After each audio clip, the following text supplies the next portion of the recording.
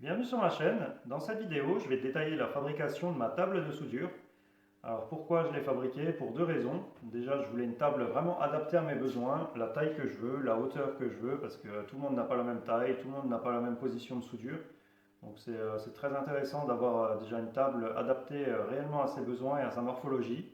Et la deuxième raison, c'est qu'une table de soudure, ça coûte vraiment cher et actuellement, je n'ai pas forcément les moyens d'acheter une réelle table de soudure. Donc c'est le compromis, mais ce sera une table vraiment résistante. Je vais te donner les sections un petit peu d'acier tout à l'heure. Tu comprendras qu'elle sera lourde, elle fera entre 350 et 370 kg, donc un beau bébé. Un des critères que je souhaitais vraiment, c'était qu'elle soit sur roulette. Donc je te le montrerai tout à l'heure, j'ai acheté des bonnes roulettes. Donc pourquoi sur roulette? Parce que je vais me faire une table pour le bois aussi, qui sera exactement à la même hauteur. Et quand je travaillerai le bois, je préférerais peut-être me mettre par-ci ou par-là, histoire de ne pas encombrer la pièce et de ne pas être gêné. Donc si j'ai besoin, les tables, je pourrais les mettre dans un coin où elles ne me gênent pas. Et comme j'ai un extracteur, comme tu peux le voir, je pourrais me mettre en position vraiment pour qu'il aspire le mieux possible et ce sera vraiment top.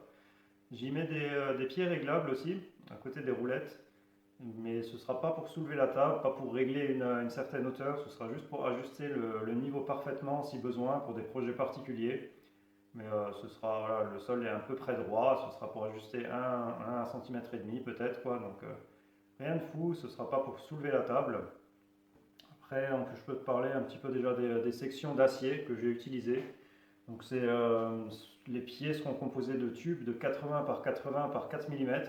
En bas, il y aura un fer plat de 8 mm et la roulette en dessous, un renfort comme une jambe de force pour l'appui du pied. Je te montrerai ça bien sûr tout à l'heure aussi.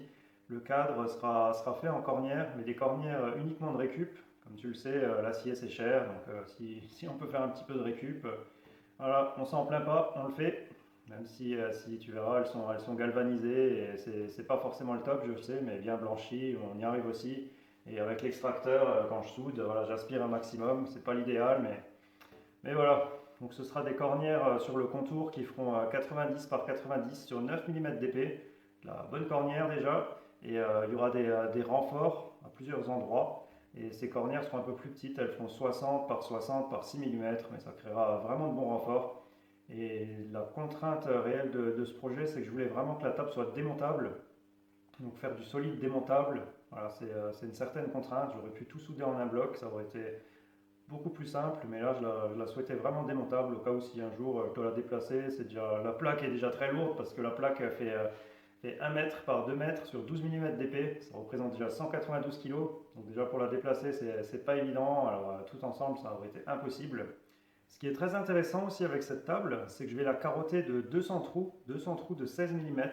Ça me permettra vraiment de pouvoir brider d'un petit peu partout, très précisément.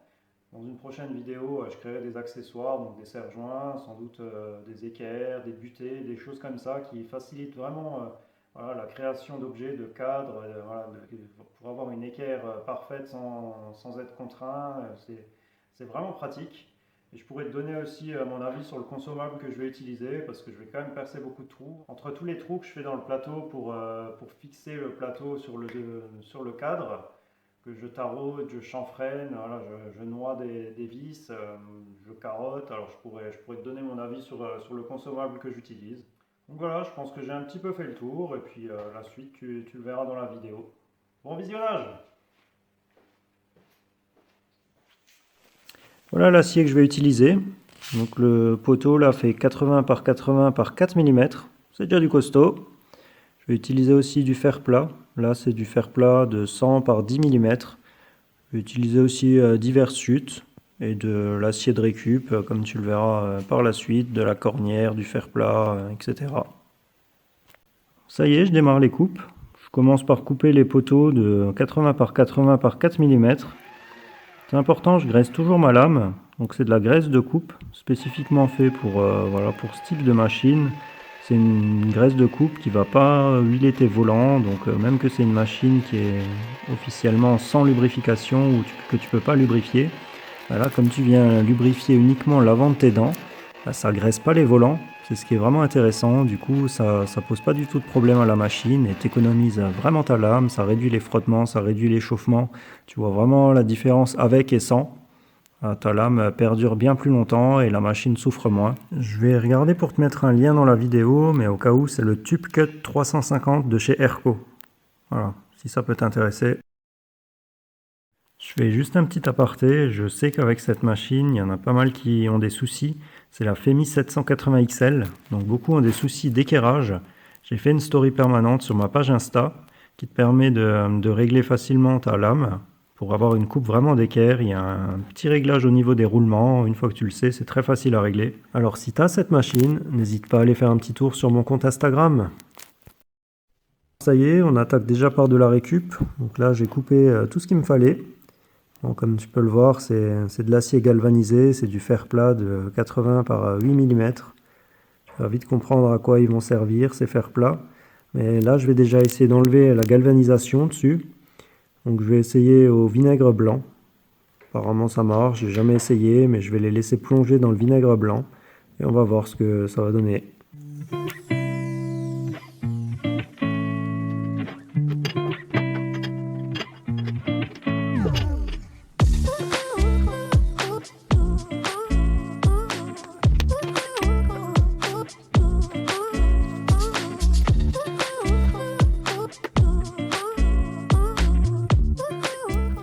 On peut voir des bulles qui se forment un petit peu partout sur la galvanisation. C'est qu'il doit y avoir une certaine réaction qui doit se faire. On verra si c'est efficace. Je vais les laisser plonger un petit peu dedans. On verra bien. Finalement, changement de programme. Je pense que le vinaigre blanc, ça aurait marché, mais c'est un peu long. Alors je passe sur de l'acide chlorhydrique et tu vas voir ce que ça donne.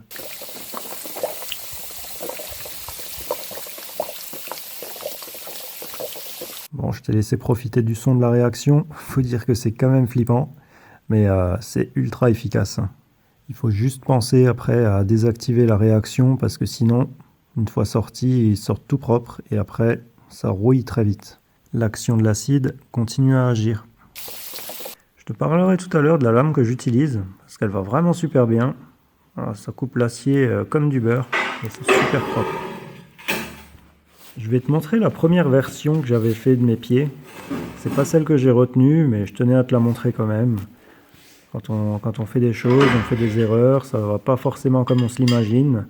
Tu vois, j'avais soudé un boulon sur le fer plat. C'est les fers plats où j'ai enlevé la galvanisation. Et je pense que tu t'en souviens, c'est le genre de truc que tu n'oublies pas. C'est un écrou de 14 mm. Donc je vais te montrer un petit peu les renforts et tout que j'ai prévu. Ça, c'est pas mal du tout, c'est vraiment résistant. Tu vois, je mets le fer plat en dessous.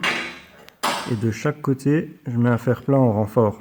Donc voilà, ça ne pliera pas, c'est sûr, parce que c'est vraiment rigide, une fois soudé. Je te montre un petit peu comme j'ai prévu ça.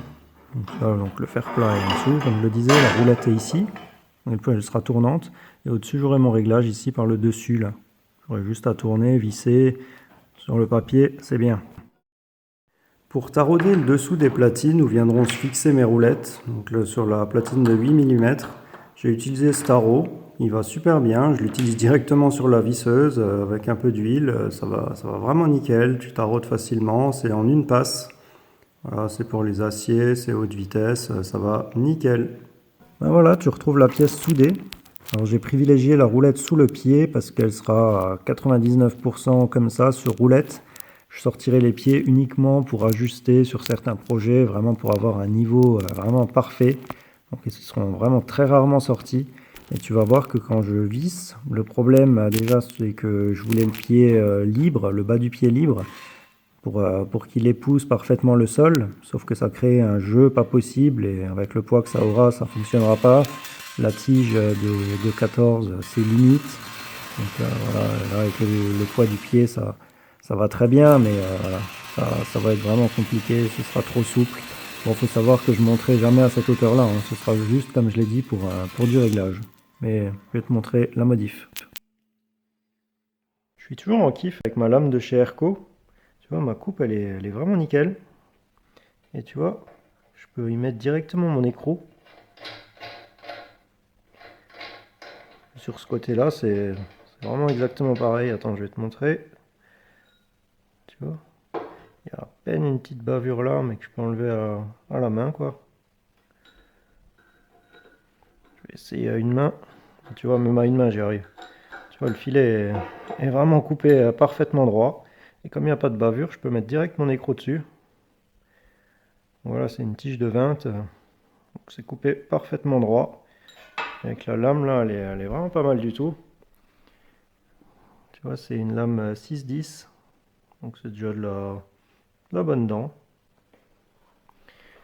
Et bon, j'utilise toujours cette petite graisse de coupe là. Hop là. Tu vois, petite graisse, tu viens l'appliquer comme ça, tu fais tourner ta lame à bas régime.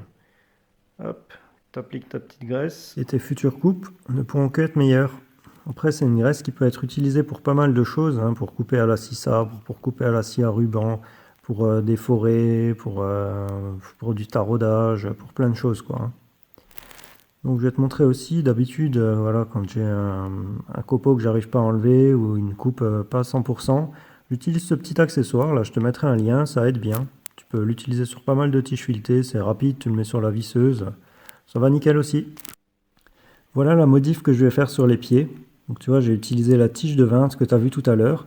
J'ai mis 2 écrous au-dessus, 2 écrous en dessous que je vais souder ensemble pour gagner en longueur de filet et que ce soit plus résistant. J'ai mis un écrou de 20 à la place de celui de 14 et tu vois, ça coulisse. C'est un petit peu le même système qu'un pied d'échafaudage. Je le fais coulisser jusqu'au sol et je visse. Je visse jusqu'à la hauteur que je veux. Et comme il n'y aura pas une grande hauteur, ça ira relativement bien. Je prends une clé de 30 et puis je lèverai, quoi. Ça ira pas trop mal. Et je pourrais venir en butée avec l'écrou du dessus, juste pour verrouiller la position.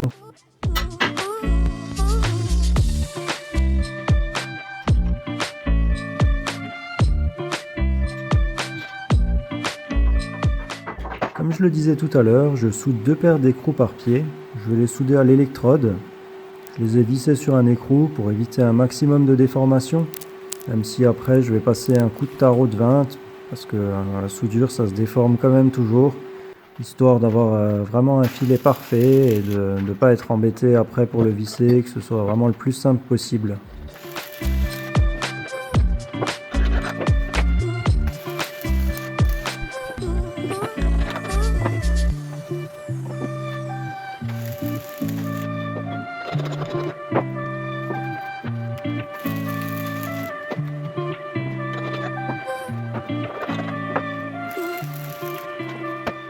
Voilà, j'ai terminé de souder. Maintenant, je vais passer un coup de disque à lamelle pour enlever le bourrelet de soudure, pour faire propre. Alors, c'est des disques de la marque Kingsport. Franchement, ils sont vraiment géniaux. La durée de vie est, je trouve, vraiment plus importante que les classiques. Avant ça, j'utilisais d'autres marques, mais j'aime vraiment beaucoup. En plus, ceux-là, ils sont plats. Tu vois, donc tu t'enfonces pas comme avec un arrondi. T'es pas forcément bien avec un arrondi. Tu vois, là, j'en ai un par exemple. Je sais pas si tu le vois bien à la vidéo. Il est un peu usé, mais il est tout arrondi. Donc tu n'arrives pas à avoir quelque chose de vraiment plane avec. Voilà, je préfère partir sur une bonne base, même si après je passe un coup de disque plateau pour être vraiment bien plane, pour que la clé elle aille nickel, vraiment pour juste gratter mon bourrelet de soudure. Bon, c'est un gros grain, hein, mais là dans ce cas-là, ça me gêne pas du tout. Ils vont vraiment bien ces disques-là, ils sont de la même marque, la Klingsport. Franchement, tu peux y aller, c'est vraiment nickel.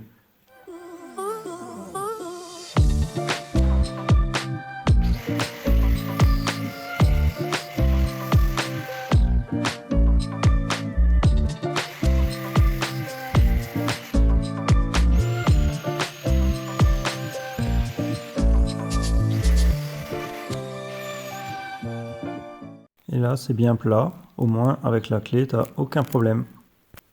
J'ai soudé un fer plat sur le dessus du pied, un fer plat de 10 mm, et j'ai reproduit les arrondis qu'il y a dans le fond d'une cornière, parce que ce pied sera plaqué sur le cadre, et le cadre est entièrement en cornière. Et dans le fond d'une cornière, comme tu le sais, il y a toujours cet arrondi. Comme le tube fait que 4 mm, j'aurais pas pu reproduire cet arrondi correctement, ça aurait donné n'importe quoi. Donc là, au moins, ça aura un bon appui. Maintenant, je m'attaque aux fixations du pied sur la table.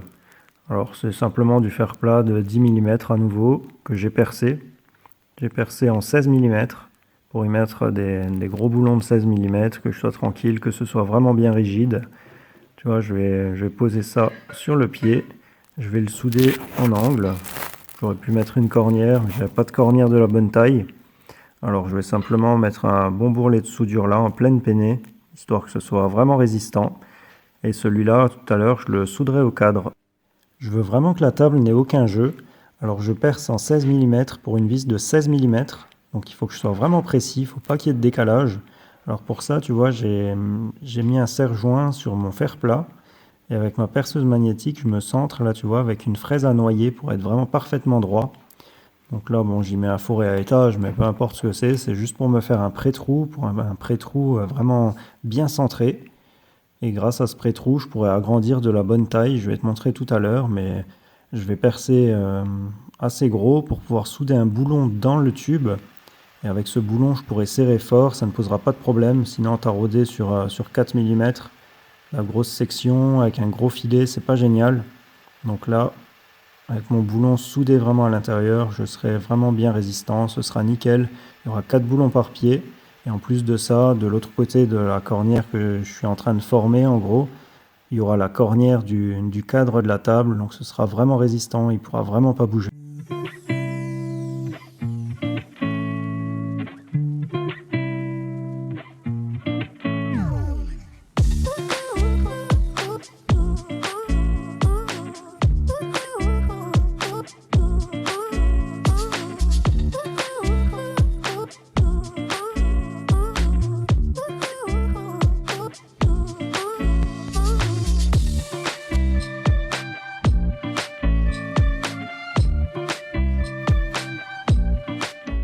Alors ça y est, mes boulons sont soudés à l'intérieur des tubes. Je vais te montrer ça. Alors là, tu vois, j'ai même déjà inséré mes vis dans les écrous que j'ai soudés. Donc ça va parfaitement, c'est nickel. J'ai attendu pour faire la dernière soudure parce que voilà, j'avais peur de mal tomber si je soudais avant. Donc là, tout est bridé, serré. Il suffit de faire mon bourrelet de soudure et je pourrais que être nickel. J'ai commencé à souder les fers plats ensemble. Voilà, je suis à ma première passe. Je les soudé fort pour être en pleine peinée. Je vais encore mettre au moins 2 ou 3 passes, on verra bien, mais je veux vraiment de la matière pour que ce soit vraiment résistant. Finalement, ça aura été 4 passes. J'ai la passe de peinée que tu as vue tout à l'heure. J'ai fait une passe pour prendre chaque côté et une dernière passe pour reprendre les 2 bourrelets de soudure. Là, il y a de la matière. Alors, je vais te montrer encore une fois une modif que j'ai fait en cours de route. Et cela dit, celle-là, elle m'a fait perdre pas mal de temps. Parce qu'en fait, je m'étais mis en tête que je ferais une table de soudure effet rouillé. Donc là, je suis en train de pulvériser de l'acide dilué avec 30% d'eau pour corroder l'acier. Ça va super bien, ça va vite. En 2-3 jours, j'ai obtenu le résultat que je voulais. Il y a un des pieds que j'avais fait un petit peu avant, là, tu vois. Et l'effet est déjà vraiment, vraiment pas mal du tout. Je trouvais ça sympa. Donc voilà, je m'étais mis en tête que ce serait un total effet rouillé. Sauf que le cadre, comme c'était un cadre galvanisé, tu le verras un peu plus loin, j'arrivais pas à le faire rouiller. C'était vraiment compliqué et au final, je me suis dit que l'effet rouillé, ce serait pas terrible. Alors j'ai changé mes plans et crois-moi, une fois désactivé, machin, j'ai remis de l'acide pour enlever la rouille. Voilà, j'ai perdu plus de temps qu'autre chose là-dessus pour au final me dire je vais le peindre.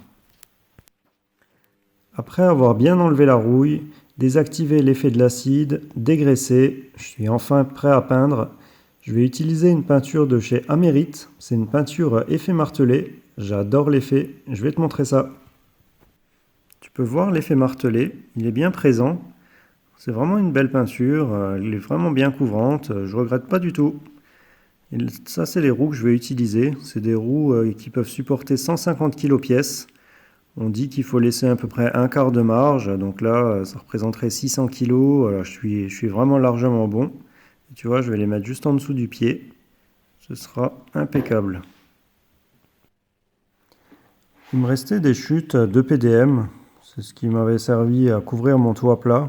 Donc là, tu vois, j'ai coupé un cercle et je vais tout simplement le coller sous mes pieds réglables, histoire d'avoir un petit peu d'antidérapant.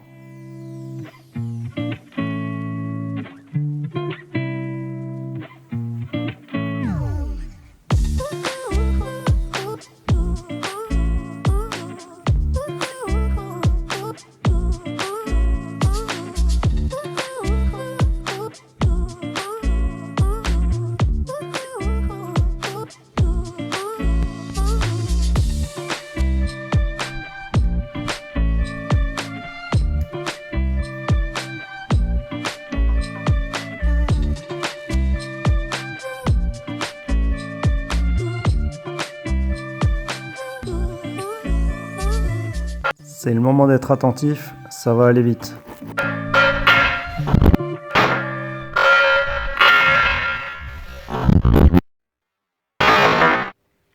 On arrive à la fin de ce premier volet de vidéo de ma table de soudure. J'avais dit qu'il y en aurait deux, il y en aura sans doute 3 ou 4 finalement. Donc sur celle-ci, tu as pu le voir, j'ai fait l'intégralité des pieds. Si tu as bien suivi, à la fin, tu as dû voir que j'ai fait tomber les pieds. J'ai voulu faire une vidéo sympa. Et au final, j'ai mis un petit coup dans la table, ce qui a fait basculer un pied. Ils sont tous tombés, je les ai rattrapés au dernier moment.